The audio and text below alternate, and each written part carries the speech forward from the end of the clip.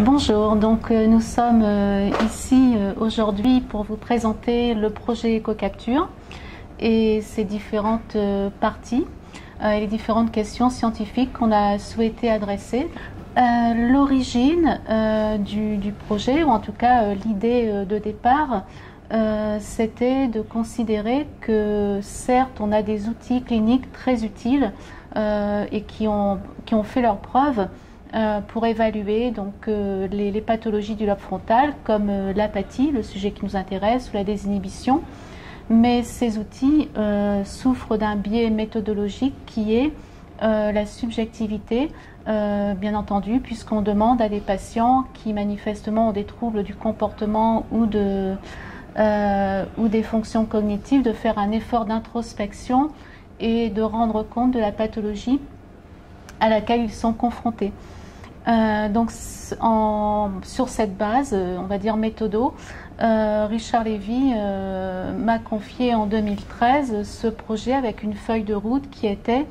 a-t-on la possibilité aujourd'hui, avec cette question scientifique et ce biais méthodologique, et le fait que d'un autre côté on a une progression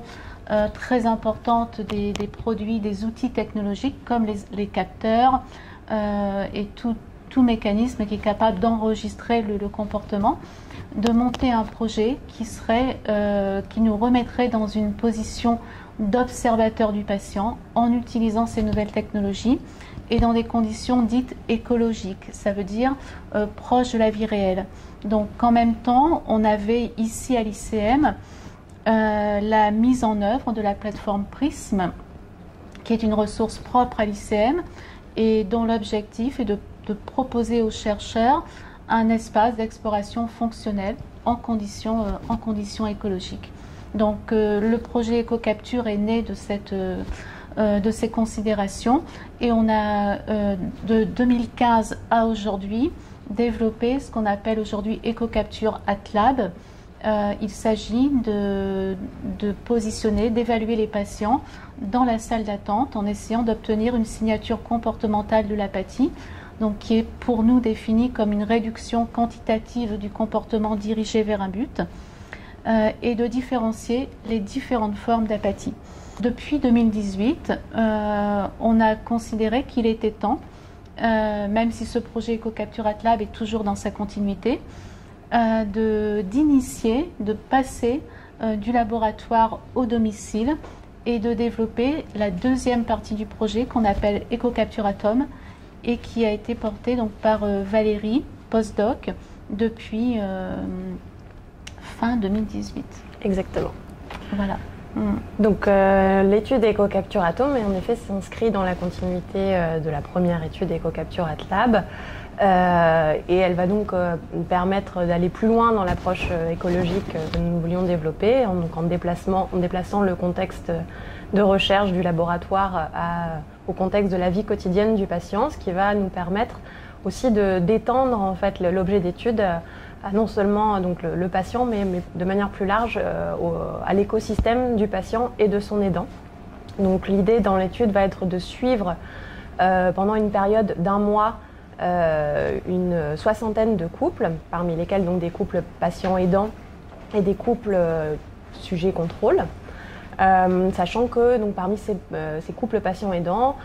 les patients donc, seront soit atteints de maladie d'Alzheimer, soit atteints de démence frontotemporale dans la variante comportementale, ce qui permettra d'avoir des niveaux variables d'apathie.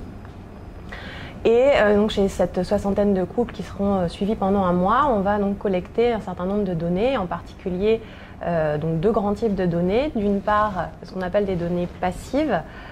qui proviennent donc de capteurs qui seront sur un bracelet qui sera porté par à la fois le patient et son aidant. Et d'autre part, ce qu'on appelle des données actives pour compléter, qui viendront donc de questionnaires disponibles sur une application smartphone qui seront complétés par les aidants. Et grâce à l'ensemble de ces données collectées à distance, on espère pouvoir valider finalement une méthode de mesure de 3 marqueurs comportementaux supposés être associés à l'apathie, à savoir le niveau d'activité dans la journée, la qualité du sommeil et le niveau de variabilité émotionnelle. Et autant on s'intéressait dans la première étude EcoCapture AtLab plutôt aux mécanismes aussi sous-jacents de l'apathie,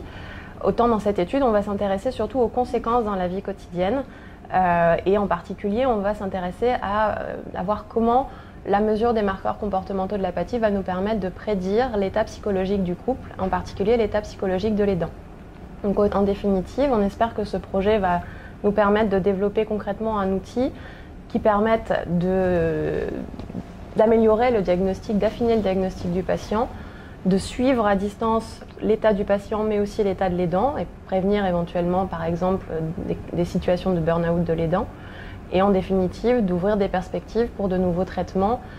qui soient plus personnalisés et plus adaptés au contexte de vie quotidienne du patient.